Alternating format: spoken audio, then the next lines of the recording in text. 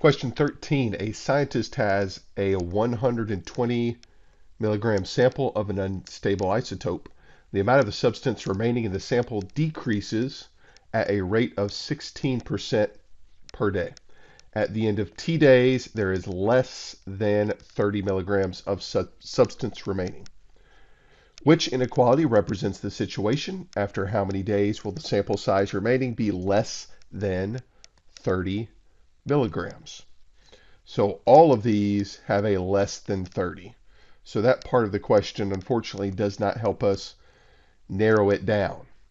The fact that this is a decreasing problem tells me we're going to use the decay formula for this problem. Our initial value is 120. That's clear because, again, that's the number that's used in every single one of these answer choices. Really, where we differ is what's on the inside here. Either 0.84 or 0.984. Okay, so we're decreasing at 16% per day. If we take 16, divide it by 100, we get 0.16. This is the R value. So 1 minus 0.16 goes inside the parentheses. 120 goes here on the outside. So let's pull out the calculator.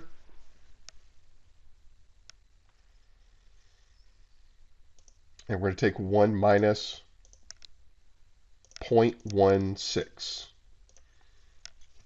So 0.84. So we have a couple different choices here. It's either A or C. So let's clean this up a little bit, tidy up our screen. We've marked out choices B and D. We know the inequality. The question is, okay, what are we going to substitute for T? Really, that's what we're after. We're after how many days. So we're trying to figure out what T is to keep the sample size less than 30. So we're going to take, I'm going to rewrite this, 120. That's going to be 0.84 raised to the T power, and we want this to be less than 30 milligrams. Best way to do it at this point is to work it backwards. Otherwise, we'd have to use logarithms, and I don't think that's been covered yet. So let's do 120, 0.84, and let's first raise it to 8, because that's the 8 is what they're using for answer choice A. Type it in.